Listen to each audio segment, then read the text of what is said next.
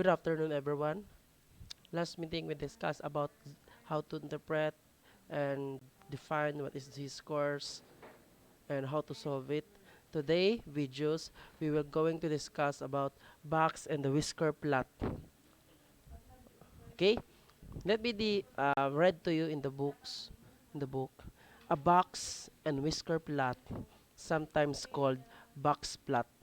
Again, sometimes called it as a box plot. Box plot. It is a graph that presents information from a five-number summary. These five numbers, these are the lowest observation, lower quartile, which is quartile 1, the median, which is quartile 2, 50%, and the upper quartile, which is quartile 3, represent as 75%, and the highest observation. Okay, and then it is a way of summarizing a set of data measured on an interval scale. Again, the measure of level of measurement is an interval scale. Okay, before that, may I present to you the purpose and the usefulness of the box plot. A box and whisker plot, also known as a box plot, as I said before.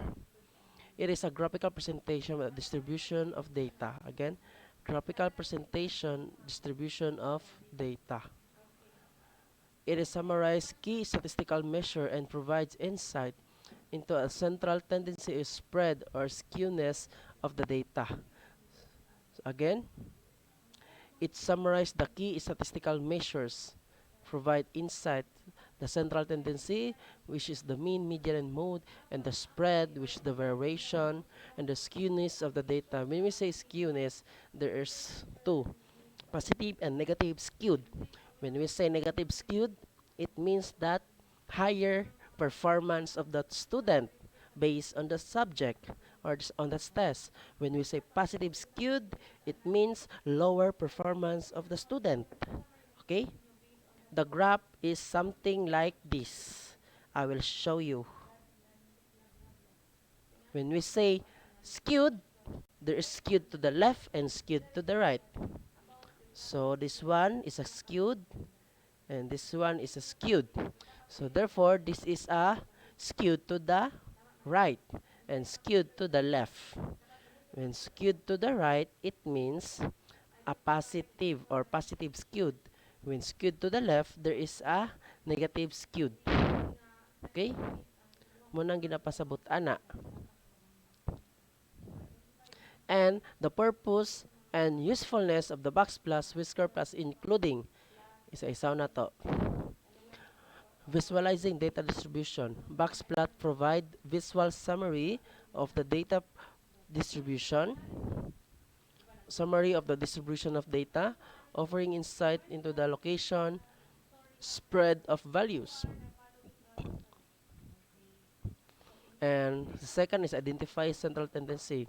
The line within the box represents the median, right? This is the median, allowing you to quickly identify the central tendency of the data set. Okay?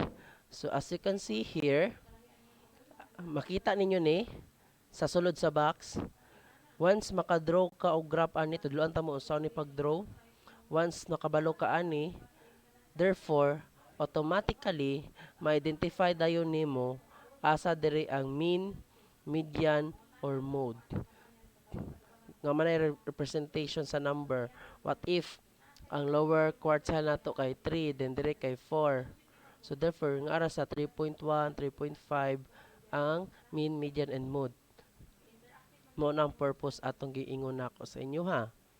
Again, identify the central tendency. Next, examining spread and variability. The length of the box, which is the interquartile range, and the whisker show the spread of the middle 50%. The spread of the middle of 50% of the data, providing information about the variability within the data set. Okay? And then, The other is detection of outliers. This is the most important things. Box plots help identify potential outliers. When we say outliers, is out of the med medyo layo-layo na education sa amin. Mura kung maakay, murag og mga outliers, mga na-outcast na mga data na lahi na kaayo, murag lisod na kayo isulod, ana good. Muna sila na mga tao, joke lang. Sa mga outliers. Outliers are data points that fall significantly outside the range of the box or the whiskers. So it means, para masabtan og tarong, nabantayan ninyo ni, kaning whiskers, kani, kapag ang data na adire, daghan, okay pa na siya. Dili siya outliers. Then ang data dire, okay pa. Di siya outliers, kaya nabilo mo siya sa whisker. Pero ang ginaingon niya dire is that falls significantly outside the range of the box and the whiskers, outside the whiskers, which is naa dire. So therefore, outliers na sila. And then makaapekto na siya sa normal distribution nimo, labi na kung naa kay research, which is ang result sa imong p-value is nearly accurate. Na gets?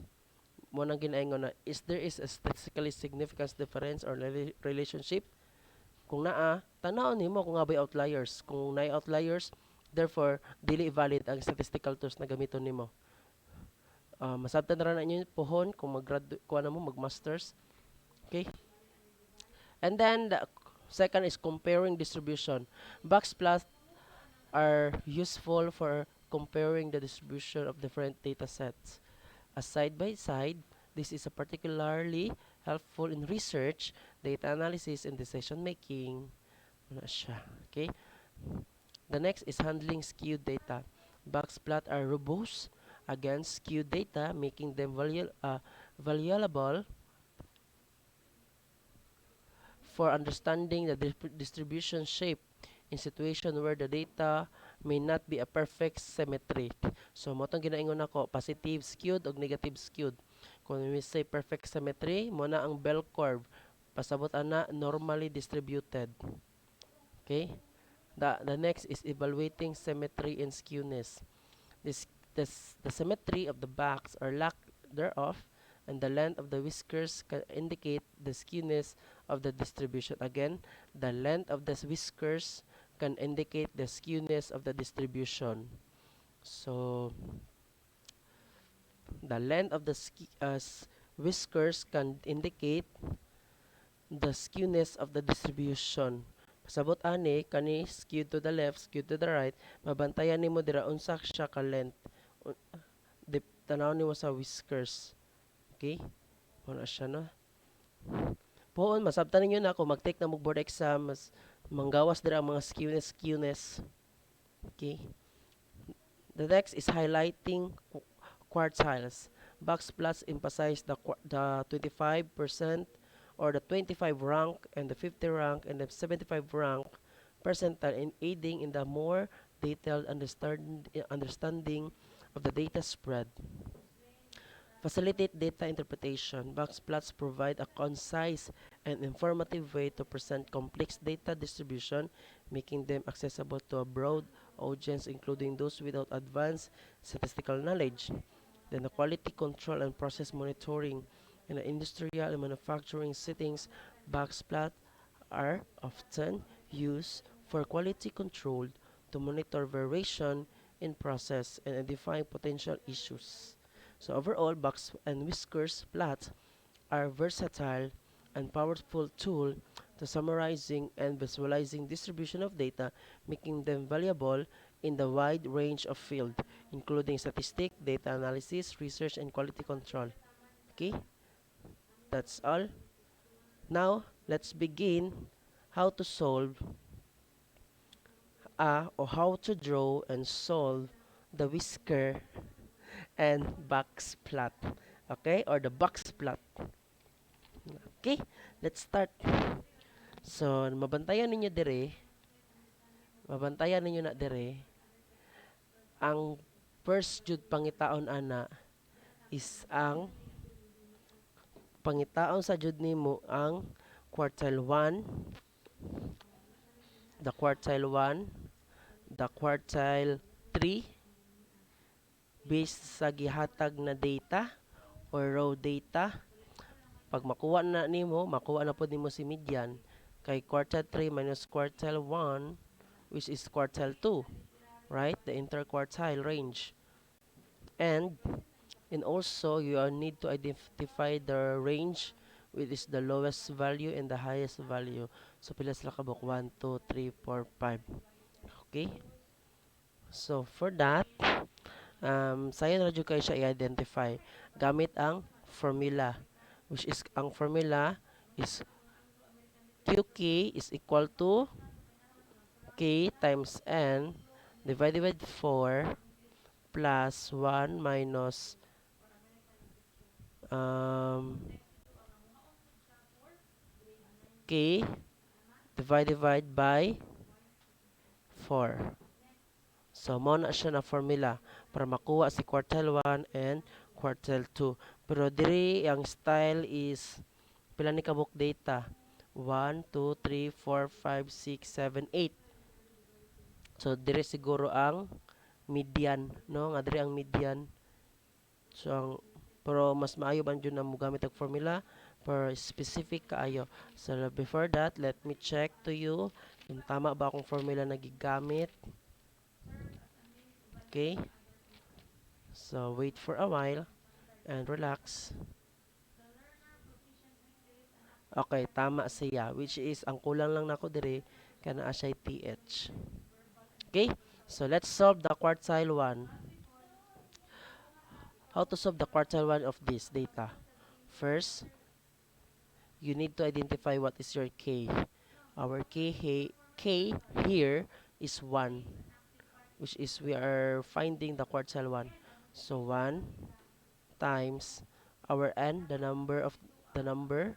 How many scores here? 1, 2, 3, 4, 5, 6, 7, 8. Divide by 4 plus 1 minus 4, 1 minus 1/4 th is equal to 8 divided by 4 plus, so ang pag-compute ani kay pwede ra nimo i 4 over 4 no, para di na ka mag cross multiply. Okay, nganong 4 over 4 man kay 4 man ang denominator, kay 4 divided by 4 which is 1 man, so pareha ra dining 1 og 4 over 4 no. And then padayon ta, pila na lang ni siya which is 2 plus 4 minus 1 which is 3. Copy na lang denominator, th. And your location is 2 plus, pila na lang 3 divided by 4 which is 0.75. So, your quartile 1, the location is 2.75. So, bago nato na i-solve, i-arrange sa natog smallest to highest, o naka-arrange na siya daan, no? So, iyap tag 2. Kay tuwa man ni, pasabot anang 2, first location, second location, so second location. Then, kaning 0.75, pang third location na siya. Okay? So, nga na tayo second location. Kay sunod sa second, kay third. Nganong sunod man sa second kay third, kay naaman siya 0.75. Basta na mga decimal, automatic, adto ka sa third, sunod sa location sa second, kung say number nimo dire. Okay? 1, 2. So, dire. Mo ni ang 79, second location. So, gamiton nimo ana, is that,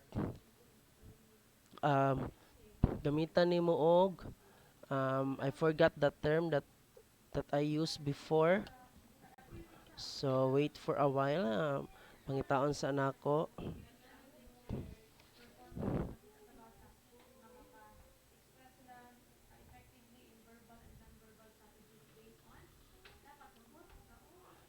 Wait for a while. So here, which is, we know already our 2, then 2 plus, then 0.75, then ang ato ang second og third, second og third, which is ang ato ang third kay 80. Muna itong second location, right? Second location.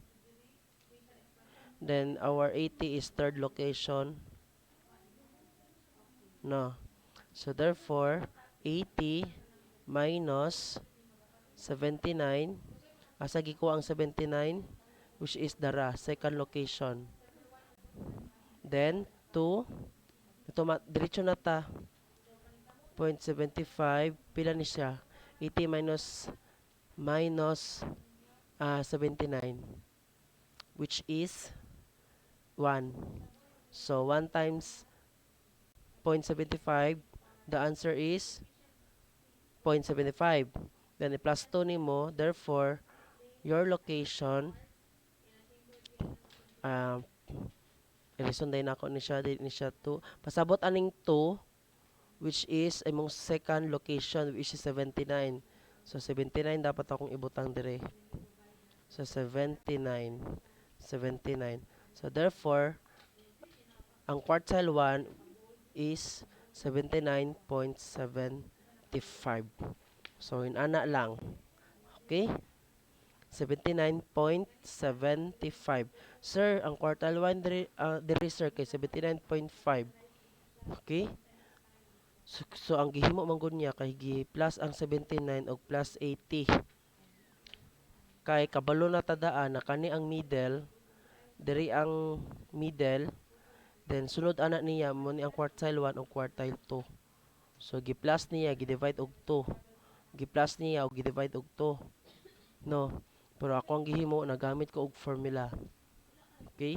So therefore 79.75 ang imuhang quartile 1 which is 79.75. Then pangitaw na to ang quartile 3. So kininana ra na siya, ha? Dili maglibog-libog. Okay? So double check ta again. Gamit na kanina formula. Formula ni siya to find the ungrouped data. Then you need to know what is your K. Our K is 1 and our N is the number of scores. How many of the student nakakuha na scores ani, which is 8. So 8 over 4. 1 minus 1/4. Diretso na lang ka. Pwede mo diretso na lang ka. 1 minus 1/4 which is 3 over 4 or 0.75. So 2 plus 0.75 which is 2.75. Ang 2 ani pasabot second location, first location, second location o 79. And then 0.75 pasabot ana third location which is 30.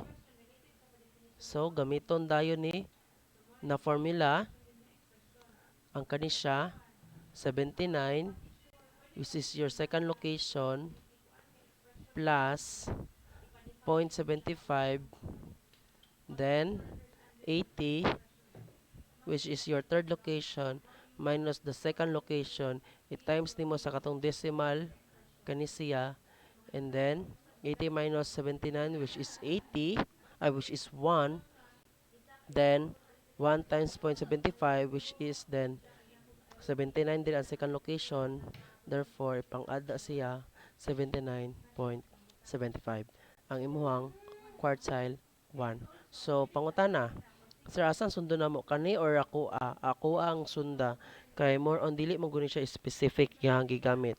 Mas better nagagamit ta og formula para masabtan jud nato. Okay? Nagets ba? Hmm?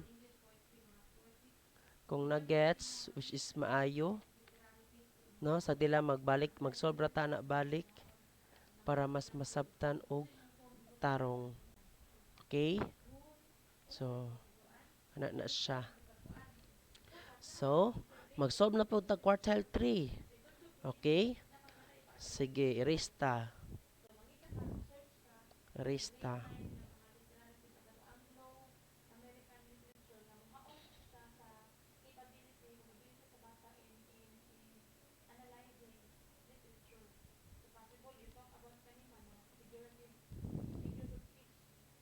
Okay. How to solve quartile 3? So, pagabay sa nako ni.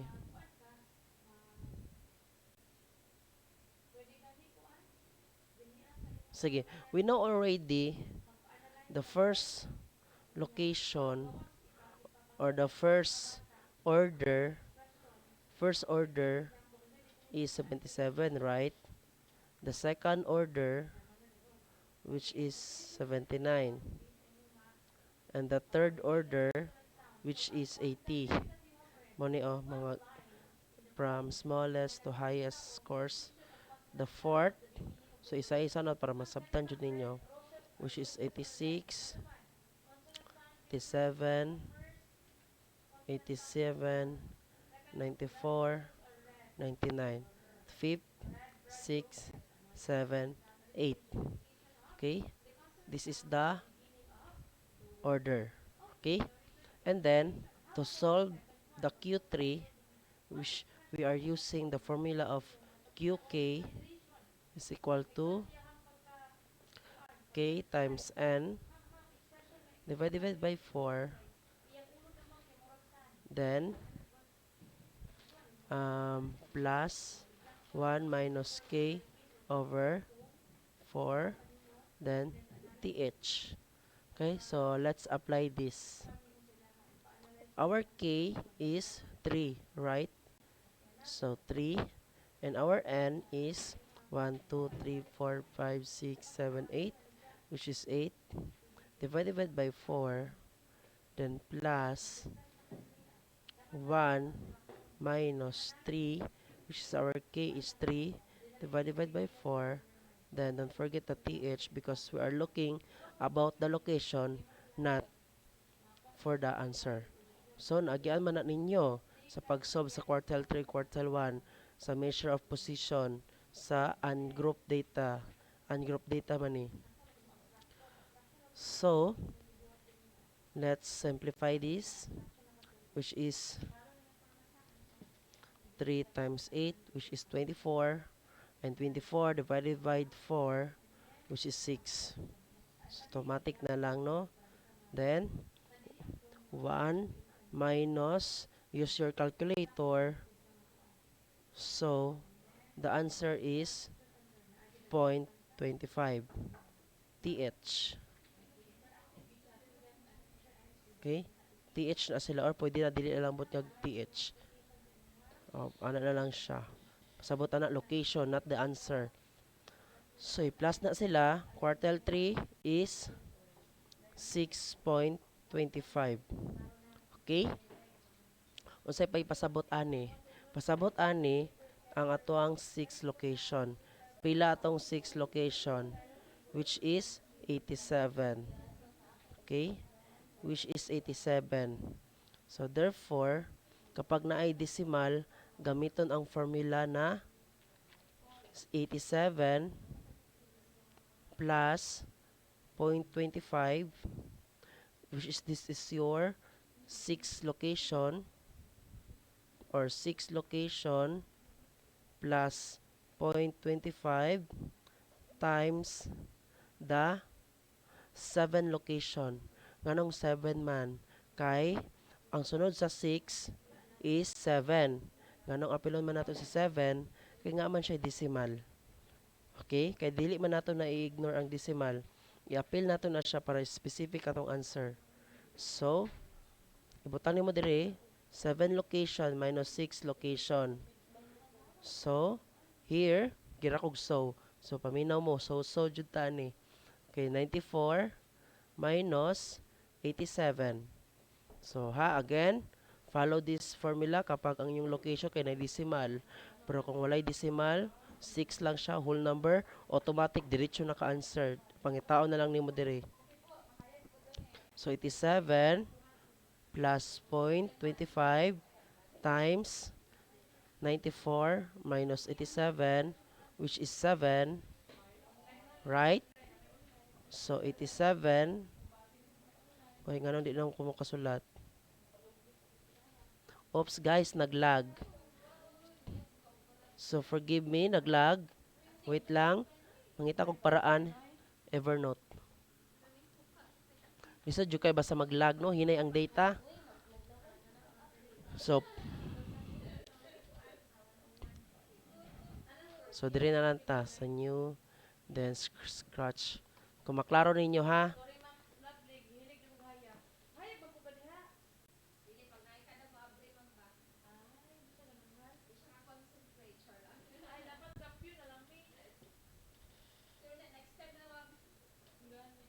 Okay, let's go. So, di ka po kasulat no, padayon ta. Padayon ta. Unta di mo malain sa kay naglagman.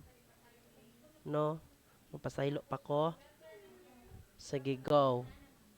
So, i-reason sa nato na. Sige. So, 87.20 plus 0.25 times 7. Nganong 7 gani? Kay 94 minus 87, which is 7. So, 87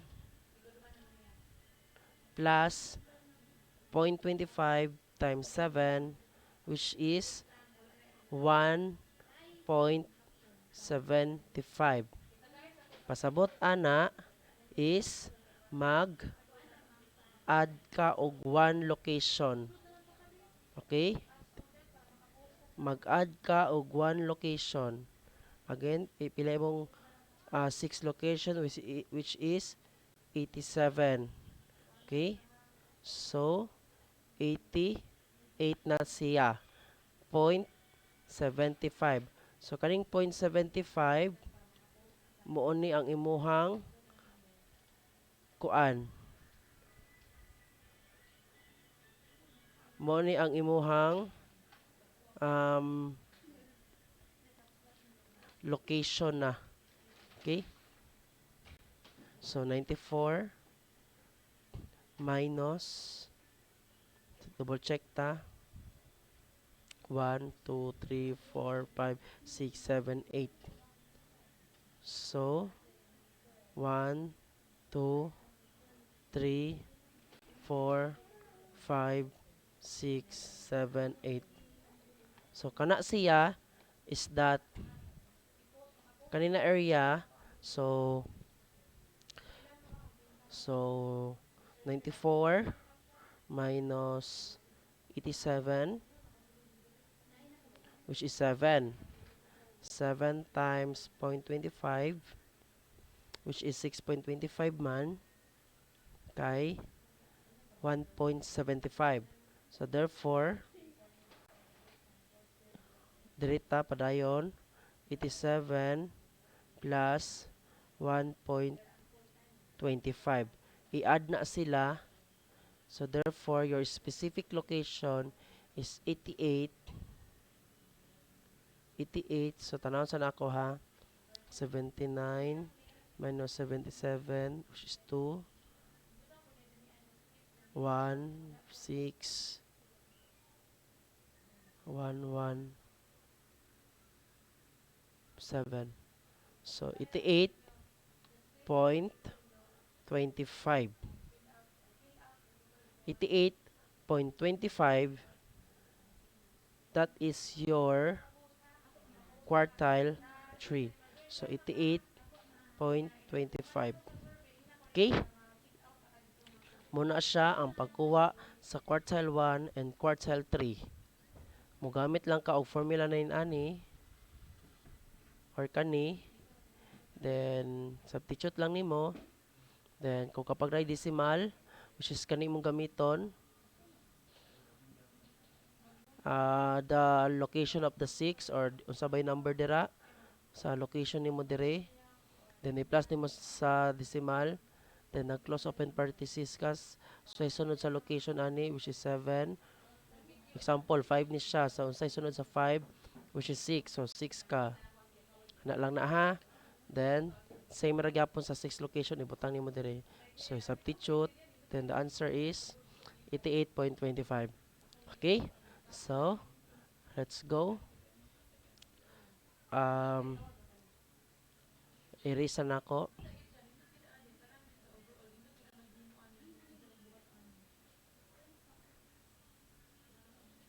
Sige, padayon ta.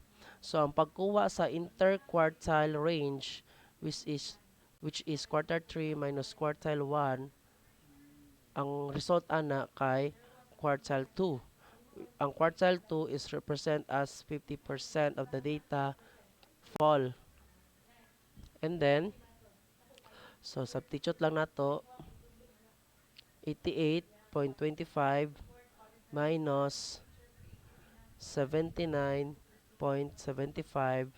The answer is 88.25 minus 79.75, which is 8.5. Therefore, your quartile 2 is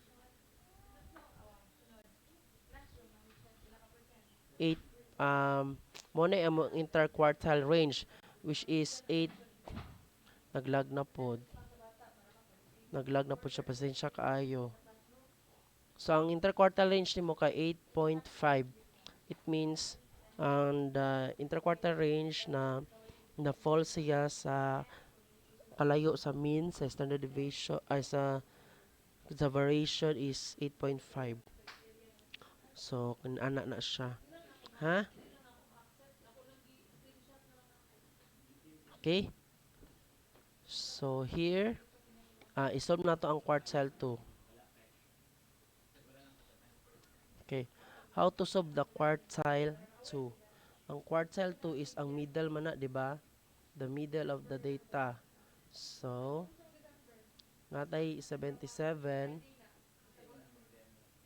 79, 80, 86, 87, 87, 94, 99. So, crush ka, crush, crush, crush, crush, crush. So, ang nabilin kay kanila lang duwa. So, 86 plus 87 divided by 2. Asa gikan ang 2, muna siya ang constant na daan. So, 86 plus 87 divided by 2, which is 86.5. So, therefore, your quartile 2 is 86.5. Sir, ngano ginaniman mo pag-answer? Kay kabalo tatong data is even kay 1, 2, 3, 4, 5, 6, 7, 8 even numbers. So ang tungaan na is i-plus nimo i-divide og 2 para makuha nimo ang median. Ang median bear represent as also 50% of the data. So 50%, therefore kung 50% siya, which is equivalent ra gyapon siya sa Q2 or sa P50 or percentile 50. So therefore 86. So therefore your Q2 is pila to? 86.5. Okay? Again, ang interquartile range, ang purpose lang jud ani is makabalo ka unsa ka spread ang data sa kanin nila, which is 88.25 minus 79.75, which is 8.5 ang spread sa data.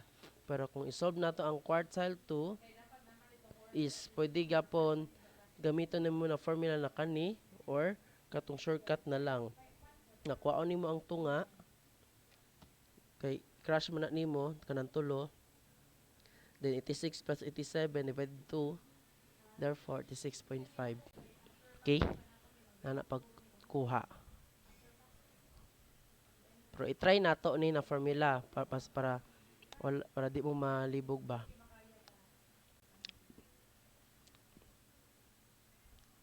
So, okay.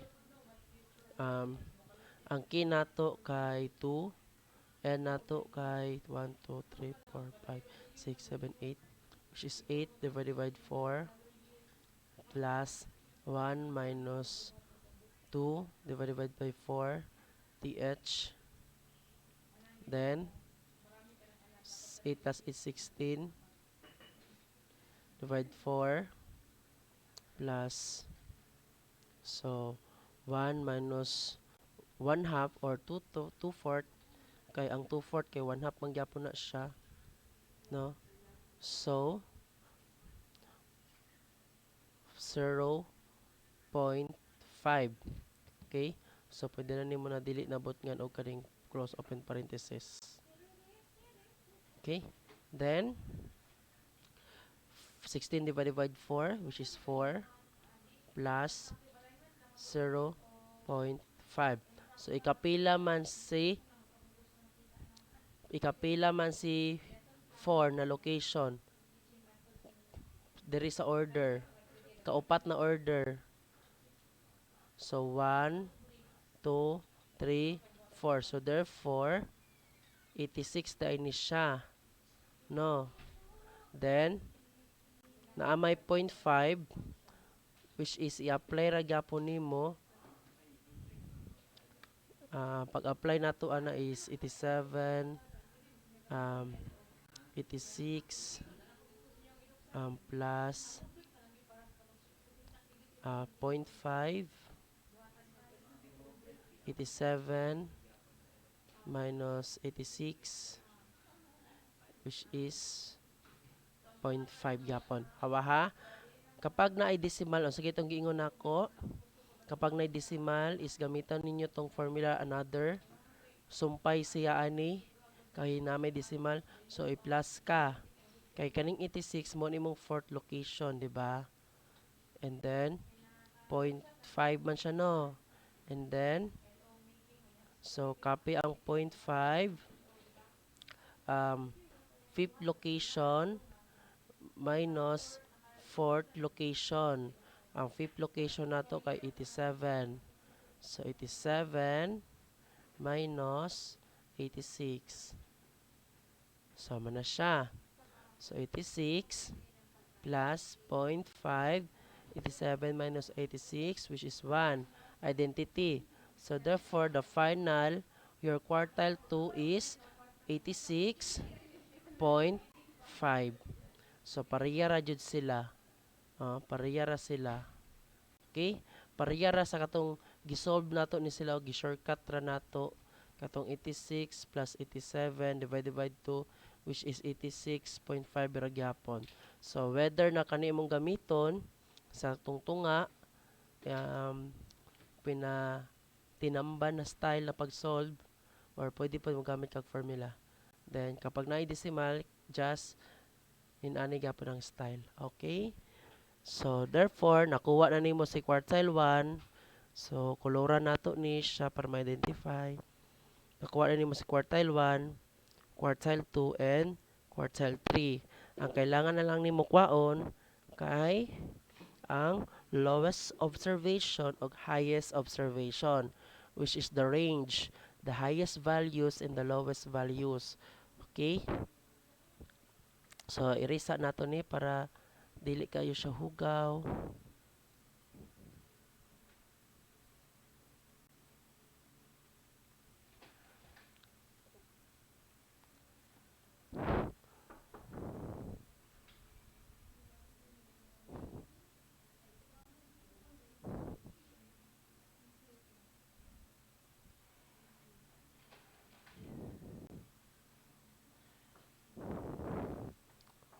Okay?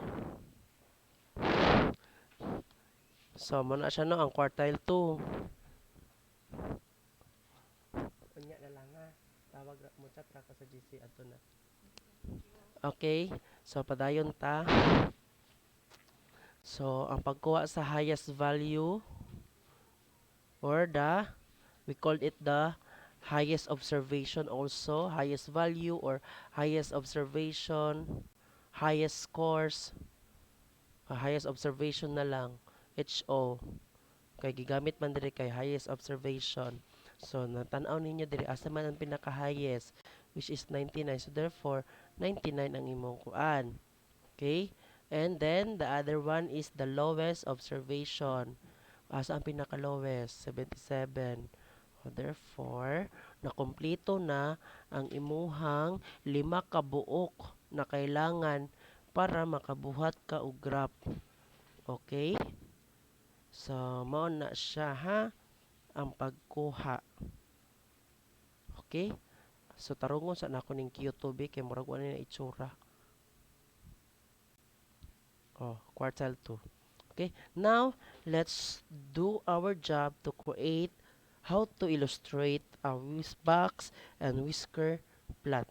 First thing first, you need to draw a number line para naa kay guide. Oops. Ang first button nimo, kwaon sa nimo si quartile 1 o quartile 3. Quartile 1 o quartile 3. So, 79.75. So, kunuhay, 80 daw na siya dire. Then, dire kay 90. Para gitunga nimo ba? Okay? Then, dire kay 100. Dire kay 70. Oh, ana. Nganong nakain ani kag number, sir? Kay naga-base man ko sa data para makabalo ko unsa kadako akong number na. Okay? So, ang quartile 1 nato kay 79.75. So, nga ara day siya. So, 1, 2, 3, 4, 5, 6, 7, 8, 9. So, nga ara daay ni siya diri banda. No? Ang 79.5. So, therefore, makabuhat na ko og bar diri iyang sandiganan. And then, sunod is quartile 3, 88.25. So, 81, 82, 83, 84, 85, 86, 87, 88, 89. So, 88.25. So, nga ara na siya diri banda. No? Naara na diri banda ang 88.25, which is your quartile 1 ni dire kani kay quartile 3. So pwede na ko makabuhat og bar ani. So iana tay na ko na siya i-straight. O nga na ko i-bar. No. So this our kani siya na area is mo ni ato ang quartile 1 then quartile 3. And then ana sunod kuhaon nimo si quartile 2 which is per 50%. So 86.5. So, iyap kag 1, 2, 3, 4, 5, 6. So, 0.5 man. So, nga ara na diri banda. No? 86.5. So, therefore, itunong ra na ni mo nga ana kay bar. Which is, ang pasabot ana, quartile 2. And then, magbutang na ka og line. Oops, kanus ka magbutang og line or dili. Na atay gina-follow na formula. Okay, but before that, let me define to you what is whisker. Okay, the whisker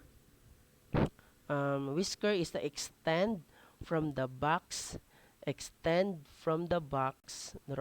niya to the minimum or maximum, there are maximum and minimum values within a specific range. Again, extend from the box to the minimum and maximum values within a specific range. And then, ang quartile 2, pasabot ana is the middle values, which is 50% fall nga adira ang data. And then, um, ang kaning kapag ang mga data is nga nasa layo, nga may mga outliers dira are plotted individually, means indicate data points that are significant difference from the rest. Outliers points beyond the whiskers are considered outliers. So beyond the whiskers plot, kani dire na mga data pasabot ana mga outliers na sila beyond the whisker plot. Okay? Pasabot ana kana na mga data are significant difference sa the rest na mga data na adire. Okay? Ay mga data na dira. Kani si 86, 80, 79. So nga na sila dira banda, okay? So, mo na ang ginapasabot. Now, let's follow the formula on how to draw or unsa kalayo ang imuhang kuan. Identifying the outliers. Pero before that, magsulat sa ta asa taman ang highest values which is 99, right? Ang highest values o highest observation nato kay 99. So therefore 91, 92, 93, 94, 95, 96, 97, 98, 99. So nga adiri banda ang highest observation. So magsulat ko og line dire. Magsulat ko og line and then naara na siya taman. So therefore this is your the highest observation and this is your the whisker, okay, and next is the lowest observation. Atong lowest observation kay 77. So 71, 72, 73, 74, 75, 76, 77. So naara na siya diri banda, okay, ang lowest observation. So ang diri kay nga diri ang whiskers. Salamat kaayo ma'am sa libre. Charot. And then, so, wala. Nakabalo na kaon sa ang pag-draw. Inana ra na pag-draw. Okay? First, the quartile 1, quartile 3, quartile 2, highest observation, lowest observation. Then, ipang-plot lang na nimo tanan. So, makabuhat na ka. Okay? Mo na siya. Pagkahuman ana, thank you kayo ma'am. Pagkahuman ana is ang purpose jud sa outliers, one of the purpose is to identify outliers. So, quartile 1 minus 1.5 times the interquartile range. And then, quartile 2, which is minus 1.5 times the interquartile range. Mo ni ang formula para ma-identify nimo, identify the outliers. Okay? So let's go. So Q1 nimo kay 79.75 minus 1.5 ang interquartile range nimo. Salamat kay sir. Ang interquartile range nimo kay pila ganito? Usa gay formula is interquartile range which is Q quartile 3 minus quartile 1 interquartile range which is 88.25 minus 79.75. So therefore your interquartile range is 88.25 minus 79.75 which is 8.5 your interquartile range. So i-substitute lang na dira kanina formula which is point man na siya now, point, then 8.5. Then ang isa pod quartile 3 nimo, 3 na siya. 3 ni siya ha. So quartile 3 nimo kay 88.25. 88.25 minus 1.5. Ang 1.5 constant na siya. I-times nimo sa 8.5 para makabalo ka pila ang imuhang para ma-identify nato ang outliers, no? So diri na lang ko mag-answer. So diretso ta answer ani 79.75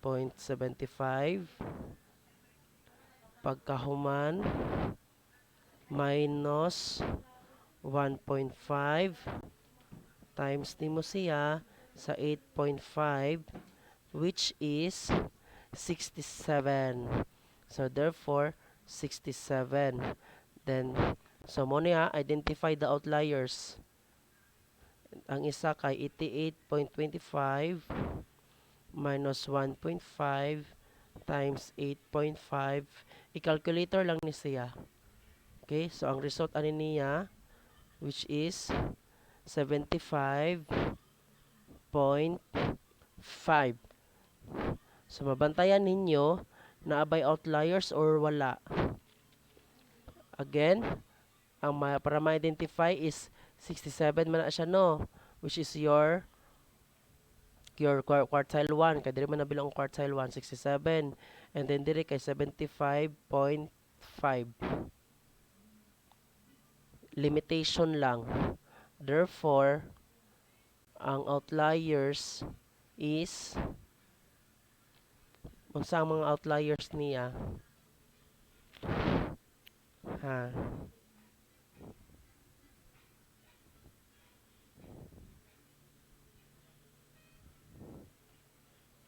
Any idea? Try lang daw. Tanawa sa libro.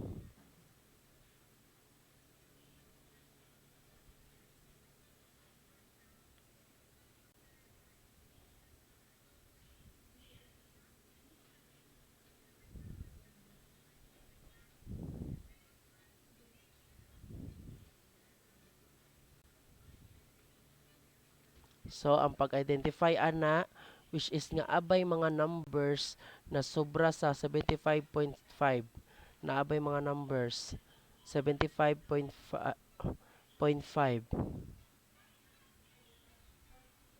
Tama ba ni atong pag-compute? Murag, balik ko na ako ha. Murag na something wrong ni ba? 88.25 minus 1.5 times 8.5 which is balik ko sa nako ha 1.5 times 8.5 which is 12.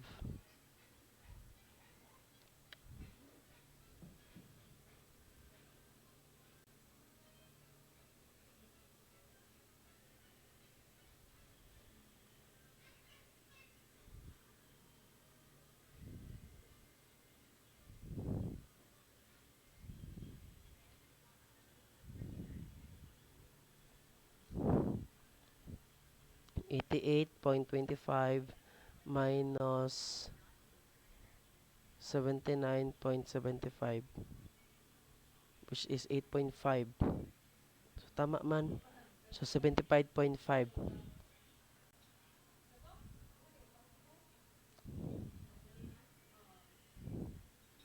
So, 1.5, 88.25 minus. So, therefore, ang mga outliers ani kay mga is kanang lampas sa 75.5. So, 75.5 og sa 67. Mga below pa sa 67. Nabay below 67.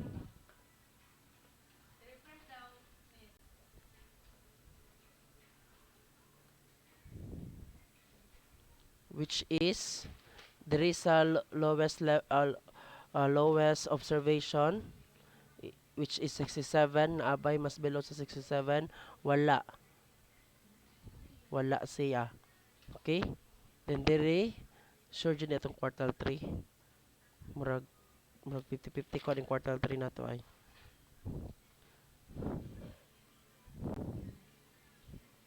Eighty-eight point kung man to atong quartile 3 no 88.25 minus 1.5 constant naman yun na daan ang 1.5 times 8.5.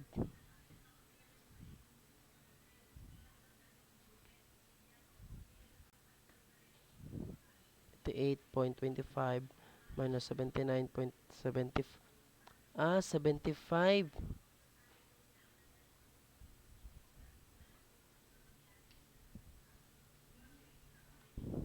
So, ang na-compute na nato, which is ang result niya kay 75.5. Therefore, ang mga outliers sa 75.5, murag dili kay siya possible na 75 ni siya dire.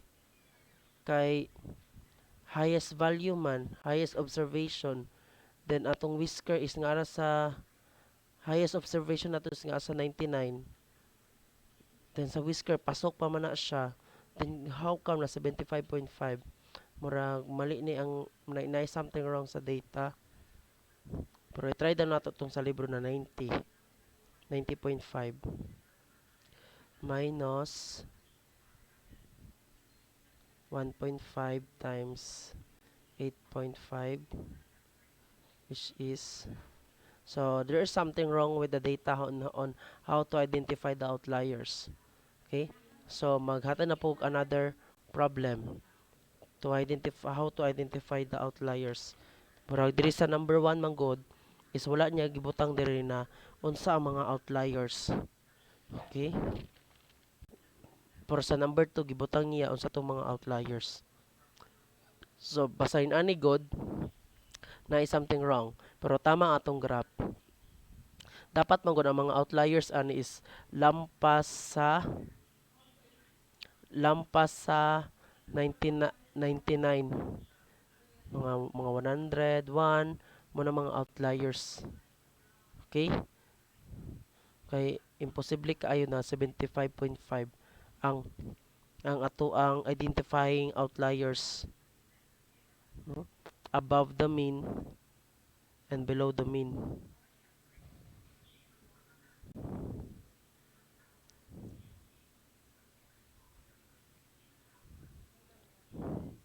So let's go to the another example. Erista.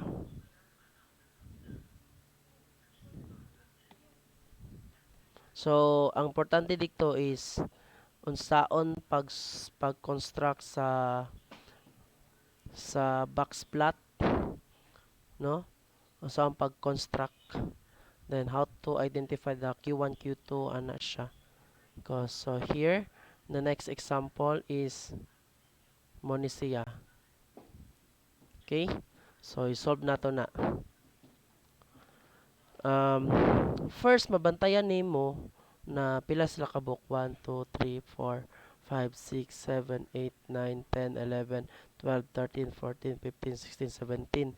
So add numbers yan, no? Add number, which is ang n nimo kay 17, which is odd number siya. Therefore, para makuha nimo ang Q2 mo, diretso na lang ka sa tunga, no? Sayon ra kaayo. So i-crush na siya. Crush 1 2 1 2 1 2 1 2 1 2 1 2 1 1. So therefore this is your Q2, the middle values of the 50%. So Q2 quartile 1 is 4.1. Okay, so mamoblema na po ta sa quartile 1 o quartile 3. Pero ang gibuhat niya diri sa quartile 1 o quartile 3 is that gi-plus niya ang 4.3, 4.3 og 4.3.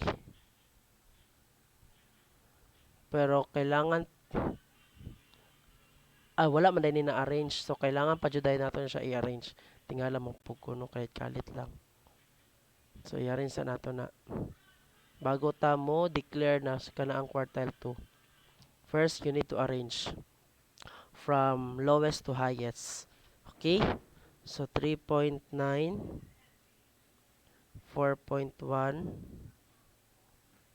4.2, 4.3, 4.4, 4.5, 4.6. Ano na 4.6? Lutang lagi ko karon adlaw ay. I-reason sa nato ni B. Unsa naman taon ko eh. Again, from lowest to highest, 3.9, 4.1, 4.2, 4.3, 4.3, 4.4, 4.4, 4.4, 4.4. So pila ka buok 4.4. 4.5, 4.5, 4.6, 4.7, 4.8, 4.9, 5.0, 5.1. So, mo ni sila ng mga data na kasunod-sunod na. And then, to find the quartile 1 or quartile 2 is that mogamit lang tag formula. Okay? So, gamit tag formula. But before that, sa'yo lang kayo pangitaw ng quartile 2 which is the middle. Add man ni sila. So, 1, 2, 3, 4, 5, 6, 7, 8. 8. Dire ko taman sa 8. Yap na po ko dire. 1, 2, 3, 4, 5, 6, 7, 8. Dire ko.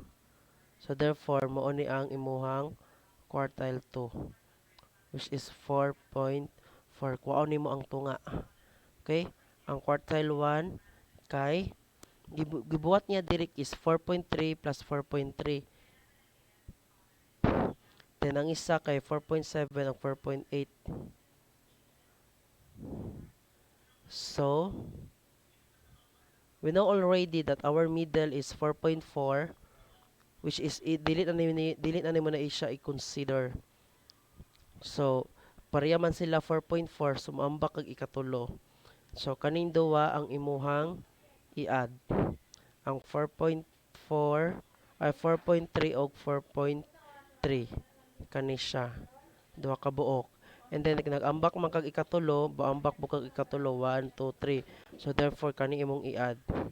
Kani imong i-add sa quartile 1, kani imong i-add sa quartile 3. Okay? So another option sa pag-identify sa quartile 1 o quartile 2 sa ungroup data. So pwede gyapon mo gamit mo atong formula. Okay? So 3.4 plus 3.4 divided by 2 which is 3.4 plus 3.4 divided by 2 3.4 gyapon and then 4.7 plus 4.8 divided by 2 which is 4.7 plus 4.8 divided by 2 which is 4.75 4.75. Therefore, your quartile 1 is 3.4. 3.4. And your quartile 3, which is 4.75.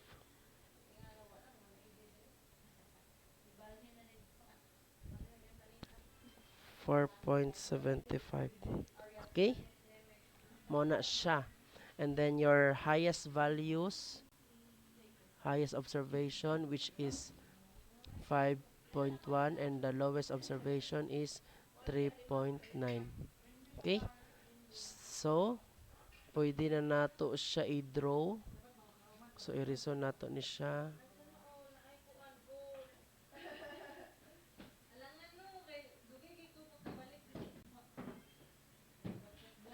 So, mag-draw ta.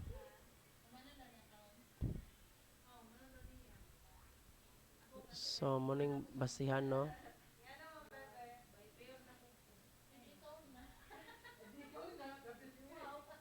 Yan, asa nato na siya para makadraw ta og tarong.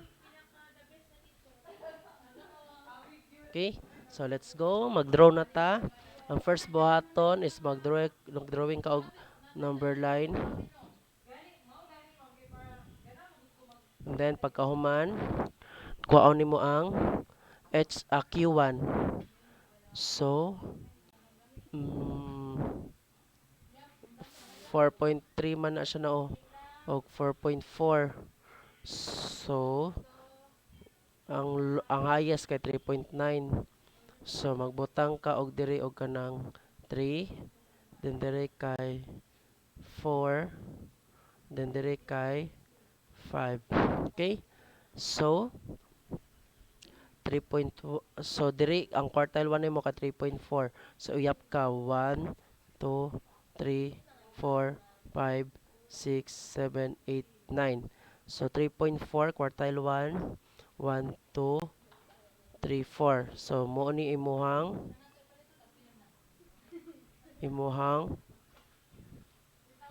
quartile 1, which is 3.4. Therefore magbutang na kag line dira. Okay? Next is quartile 3, 4.75. So magbutang ta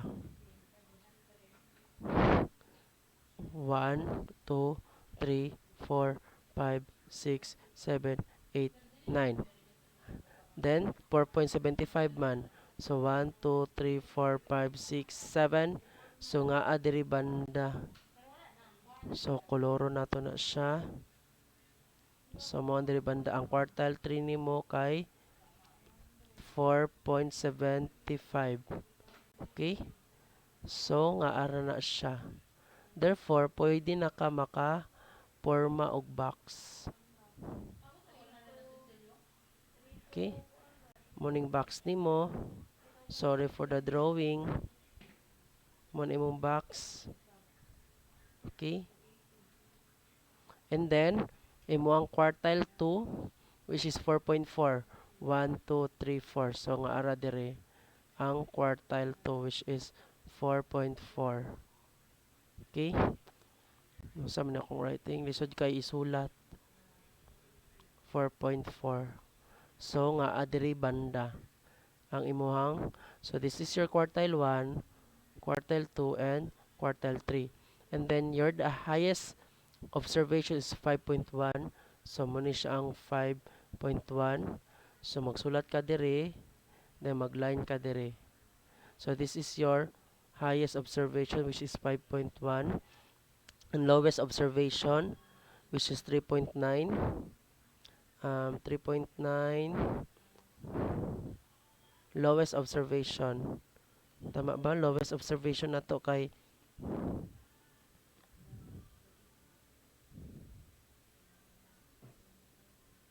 3.9, which is lowest observation.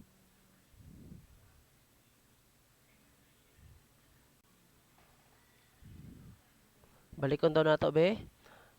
Ang quartile 1 nimo is 3.4.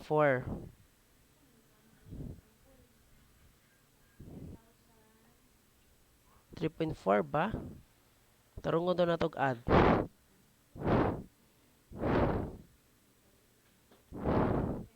4.3.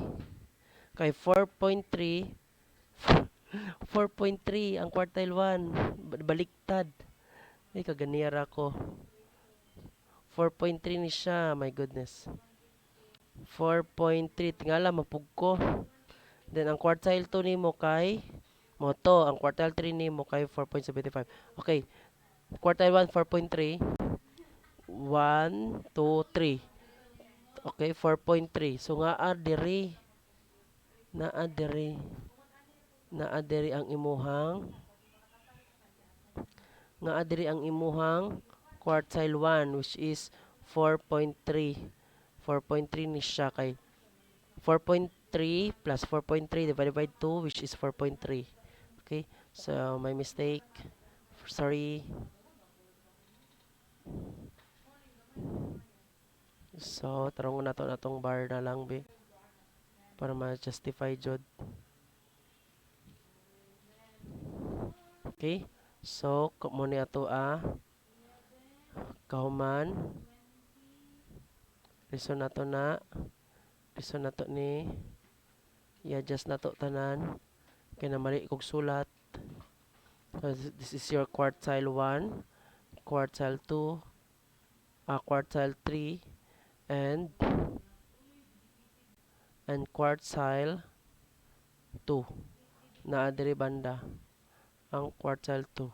So therefore i-graph nimo na siya. So muna na siya pag-graph. Okay? Pag-graph. And then ang imong lowest values which is 3.9. So 3.9 na siya dire. 3.9 which is iana lang nimo ni siya, then mauna na siya. Okay? So inana lang ang pag-draw sa box plot kapag ungroup data. Pero kasagaran problem is ungroup yun ni siya. Panagsa lang ang group data. Sige, next ana is how to identify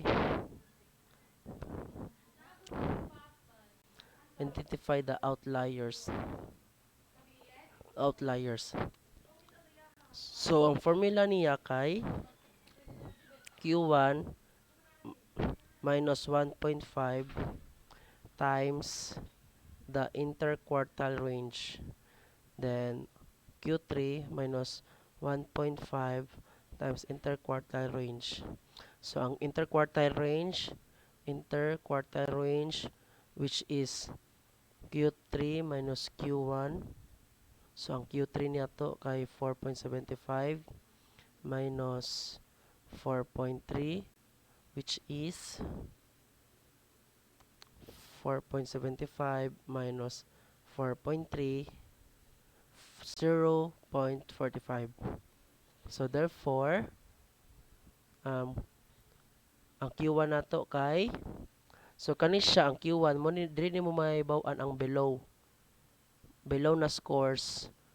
Pasabot ana kinsa to mga below na scores ani na number mo to mga outliers diri kay mga above. Okay? Ang quartile 3 above, quartile 1 kay below.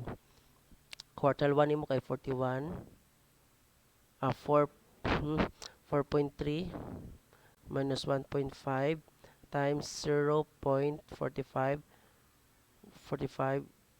Okay, so therefore diretso na ka 4.3 minus 1.5 times 0.45 which is 3.625.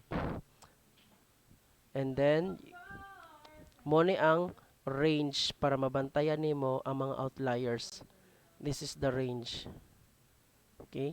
Next, ang quartile 3 nimo kay 4.75 minus 1.5 times 0.45 which is ang answer kay diretso calculator 4.75 minus 1.5 times 0.45. So the answer is 4. Balik ko na to ha. 4.75 minus 1.5 times 0.45 which is 4.075. Okay? 4.075. Balik ko na ako, murag mali ni ay.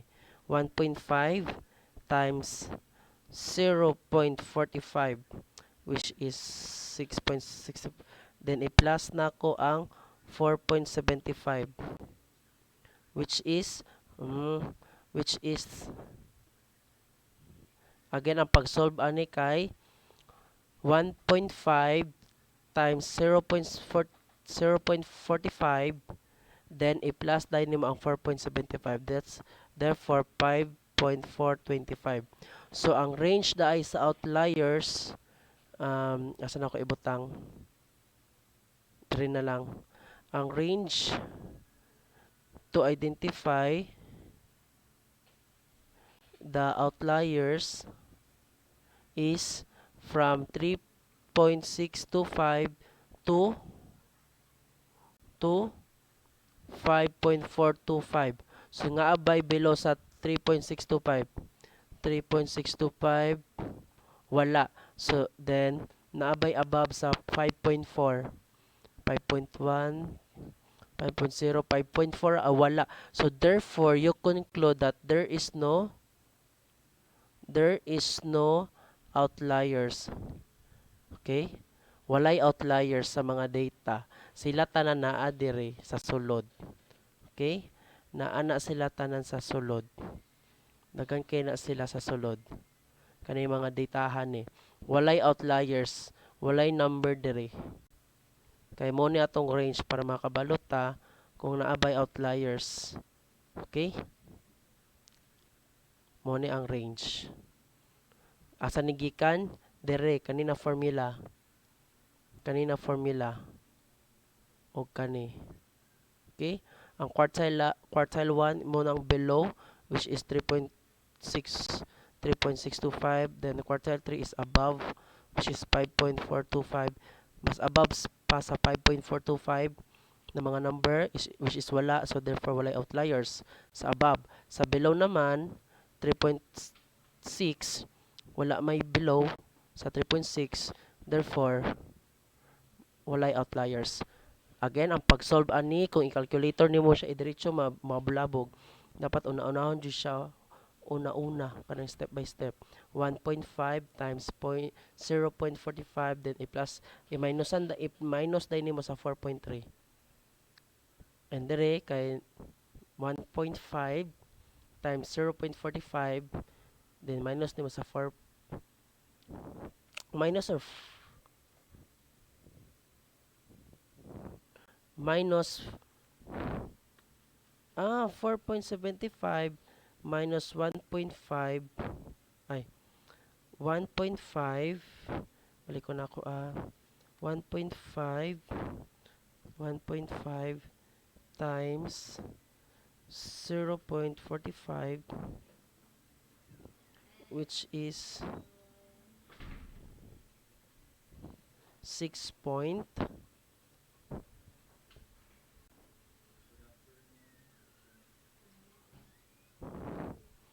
then minusan nimo og 4.5 4.3 which is 3.65. So kani siya is